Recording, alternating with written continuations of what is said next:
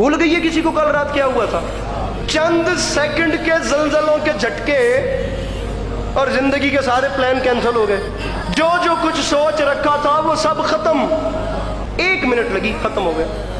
करोड़ों का माल छोड़कर कमरों से ऐसे भागे, ना सर पे चादर ना पाँव में जूते, चंद झटके थे सिर्फ। अपने ही हाथों से बनाए हुए घरों के गिरने का इंतजार कर रहे थे, बस हम बच जाएं जी, हमें कुछ ना हो। अपने हाथों से बनाए हमने ये घर, जमीन पाँव में से सिरकती हुई महसूस हो रही है।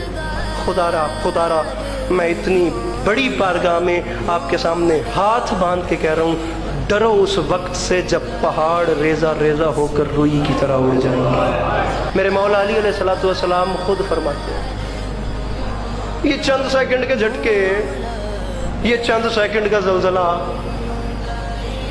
मेरे मुर्शद अली फरमाते हैं, तैयारी करो उस दिन की जहां कसरत से जलजले होंगे, जो जलजलों का दिन होगा।